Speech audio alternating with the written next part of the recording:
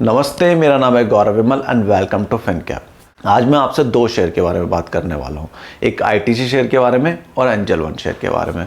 और इन दोनों पर डिस्कस करना मेरे को बहुत ही इंपॉर्टेंट लगा क्योंकि आजकल इन दोनों शेयरों की ट्विटर और इंस्टाग्राम पे बहुत ज़्यादा बात हो रही है। तो मुझे लगता है इसमें मेरे को अपने व्यू देने चाहिए, इसलिए मैंने वीडियो बनाई। तो चलिए एक एक करके बात करते हैं। पहले आता है आईटीसी शेयर के बारे में। जैसा कि आपको पता है, आईटीसी ने भी बहुत अच्छा रन दिया है।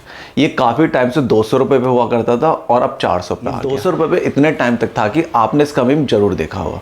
और लोग इस शेयर को ऐसे रिप्रेजेंट करते थे कि ये फ्यूचर का मल्टी बैगर है, ये फ्यूचर का दिस शेयर है, फ्यूचर का दैट शेयर है। तो इसके बारे में बहुत बात होती थी और ये शेयर चलता नहीं था। आपको मैं अच्छे से क्लैरिफाई कर देता हूँ, ये शेयर करीब 2013 से लेके ऑलमोस्ट 2022 तक, एक डिकेड तक ऑलमोस्ट सेम प्राइस पे था। इसने बिल्कुल रन नहीं दिया। लेकिन 2023 में ये शेयर 200 से 400 रुपये पे आ गया।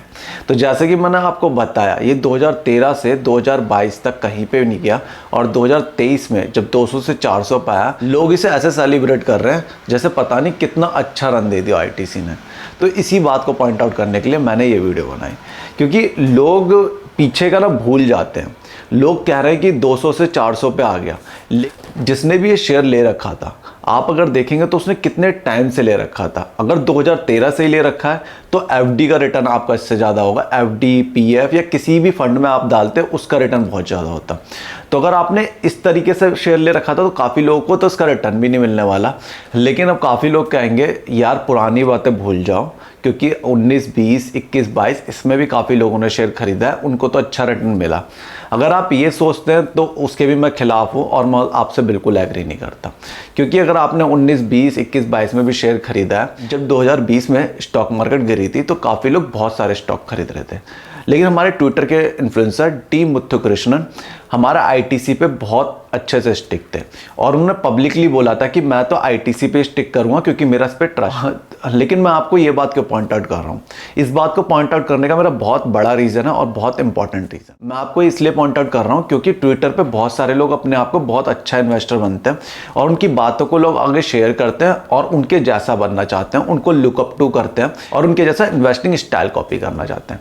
अब वापस आ जाते हैं 2020 डी मुथुकृष्णन पे। तो 2020 में डी मुथुकृष्णन बहुत ज़्यादा सपोर्ट में थे कि आईटीसी बहुत अच्छा रन दे सकता है, हमें इसी के साथ स्टिक करना चाहिए, ना कि किसी और शेयर के साथ। अच्छा, जो कि मुझे बहुत बेकार स्ट्रैटेजी लगी। लेकिन अब कुछ लोग कह रहे हैं कि देखो अब जैसे आईटीसी ने अच्छा रिटर्न दे दिया तो डी मुथुकृष्णन राइट। तो उसी को करेक्ट करने के लिए मेनली मैंने ये वीडियो बनाई है, क्योंकि 2020 में बहुत सारे स्टॉक डाउन थे। अगर आप स्टॉक पिकर हैं और आप खुद से स्टॉक सर्च करते हैं और आप में कैपेबिलिटी है तो आपको माइक्रो कैप में जाना चाहिए था उस टाइम पे, या स्मॉल कैप में जाना चाहिए था, या एटलीस्ट मिड कैप में जाना चाहिए था।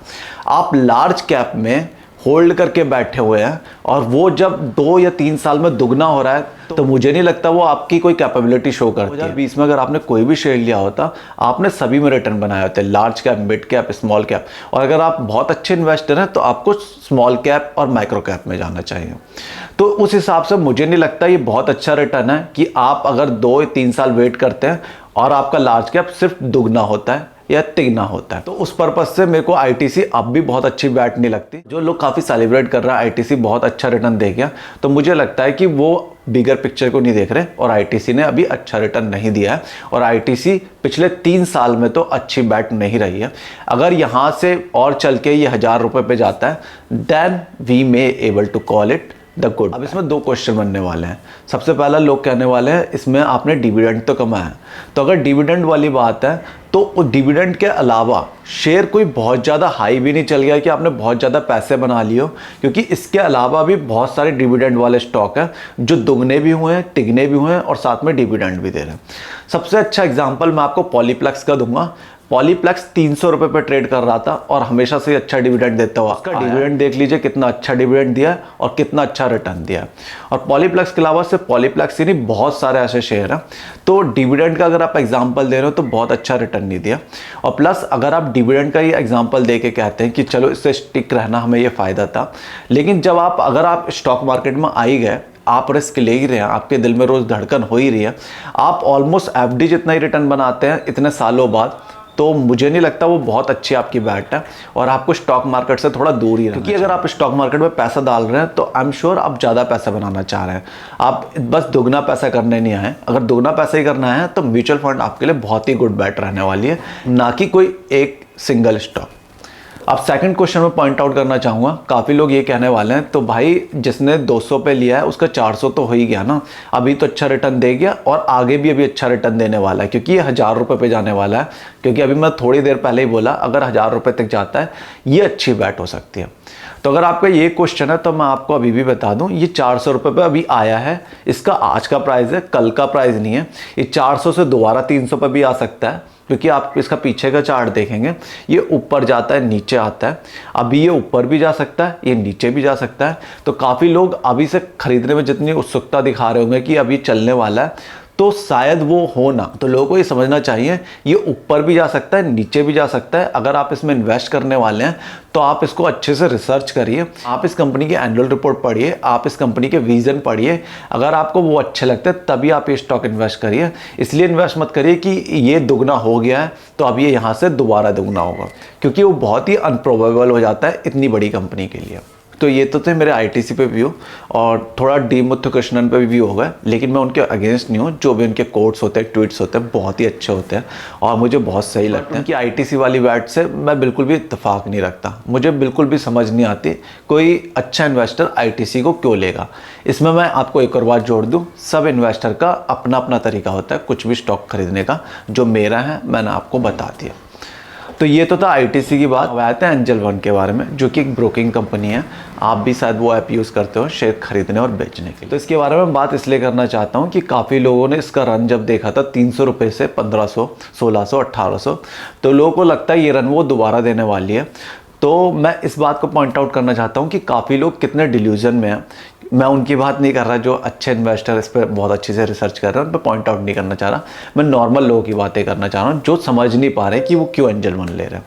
तो काफ़ी लोगों को ये लगता है कि जब 300 रुपये से 1500 में आ गया और अभी हमारा एंजल वन ने अच्छी परफॉर्मेंस दी है, मतलब क्वार्टर रिपोर्ट में भी इनके नंबर्स अच्छे हैं, तो लोगों को लगता है ये अभी और अच्छे से रन कर देगा, शायद 2000, 3000 वो इसकी एक्सपेक्टेशन ले रहे हैं। तो उसमें मैं आपको एक बात बताना चाहता हूँ, जो एंजल वन का 300 रुपये से 1500 रुपये पे गया था उसका कारण क्या था? कभी आपने सोचा है? सिर्फ नंबर कारण था? अगर नंबर कारण होता तो ये आईपीओ ही 1500 रुपये पे लाते, कभी भी 300 पे नहीं लाते। कारण ये था जो इनका इतना अच्छा बिजनेस चलने वाला है वो इन्हें खुद तक नहीं पता था। हाँ, खुद तक नहीं पता था। 2020-21 के बाद ब्रोकिंग बिजनेस बहुत अच्छा चला है, जिसका अंदाजा आप इससे लगा सकते हैं कि कितने सारे फाइनेंशियल यूट्यूबर आ गए हैं, स्टॉक्स के ऐप आ गए हैं, आपका हर दोस्त स्टॉक में इन्वेस्ट कर रहा है। अब इंस्टाग्राम पे भी नॉर्मल हो गया स्टॉक्स की बातें करना। तो आपको इससे अंदाजा लग सकता है कि बहुत सारे लोगों ने ट्रेडिंग अकाउंट खुलवाए हैं और उन ट्रेडिंग अकाउंटों की वजह से एंजल ब्रोकिंग या बहुत सारी ब्रोकिंग कंपनियों का बिजनेस बहुत ज़्यादा बढ़ गया था। इसका मेन कारण था कोरोना, और कोरोना के आने के बाद बहुत सारे लोगों ने पैसा स्टॉक्स में डालना स्टार्ट करा, और जब वो चला तो और ज़्यादा चलने लगा, फिर और ज़्यादा लोगों ने पैसे लगाए, जो कि वन टाइम थिंग थी और वो चीज़ हो चुकी। दोबारा आ जाते हैं 2023 में। 2023 में ये थोड़े बहुत क्वार्टर वाइज क्वार्टर अच्छे नंबर दे रहे हो, लेकिन अगर आप एंजल वन में इन्वेस्ट करना चाहते हैं तो आपको हमेशा ये ध्यान रखना है कि जो भी ब्रोकिंग बिजनेस होते हैं वो सिक्लिकल होते हैं।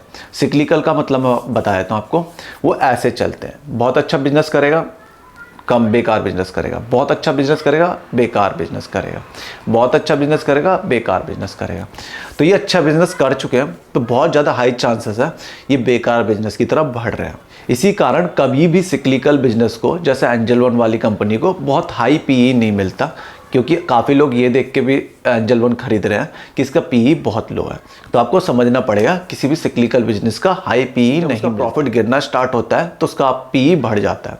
इस बात को थोड़ा सा अलग कर देते हैं क्योंकि कॉम्प्लिकेटेड हो। मेन बात आपको ये समझनी है, क्या आपको लगता है जैसे डीमैट अकाउंट पिछले 2-3 साल पहले खुले हैं, इतने रिकॉर्ड टूट गए, क्या वैसा ही रिकॉर्ड टूटने वाले हैं अगले 2-3 साल में? अगर आपको लगता है तो एंजल वन बहुत अच्छा रन देने वाला है। या दूसरा तरीका हो सकता है, एंजल वन और बहुत सारे ब्रोकिंग बिजनेस अपने चार्जेस बढ़ा दें। एक वही तरीके हैं। अगर ये दो तरीके नहीं होने वाले हैं तो एंजल वन और बहुत सारे ब्रोकिंग बिजनेस बहुत अच्छा रिटर्न नहीं देने वाले। तो अगर आप एंजल 1 में इन्वेस्ट कर रहे हैं तो आप इस बात का ध्यान रखिए, आप जस्ट इसलिए स्टॉक मत खरीद लीजिए कि 1600 से नीचे आके अब 1100 रुपये आ गया, क्वार्टर में इन्होंने अच्छा प्रॉफिट बुक कर। अगर आप अच्छा पैसा बनाना चाहते हैं तो बुरे टाइम पे किसी भी बिजनेस को खरीदें। एंजल 1 का कोई बुरा टाइम नहीं चल रहा, लेकिन आगे उसका बुरा टाइम चल सकता है, अच्छा भी चल सकता है। तो आप ये क्वेश्चन बना के रखिए, कोई भी रैंडम स्टॉक्स ना खरीदिए। ये था मेरा एंजल 1 पे व्यू। तो आज आईटीसी और एंजल 1 दोनों पे मैंने अपना व्यू दिया। काफ़ी लोगों को ये व्यू पसंद नहीं आने वाला, बट जैसे कि मेरा चैनल है तो मैंने अपने व्यू देने के लिए चैनल बनाया। आपको कुछ भी क्वेरी होती है आप नीचे डाल सकते हैं, या आप कुछ मुझसे क्वेश्चन पूछना चाहते हैं तो भी आप नीचे डाल सकते हैं। आज के लिए इतना ही। My name is Gaurav Vimal. Thank you.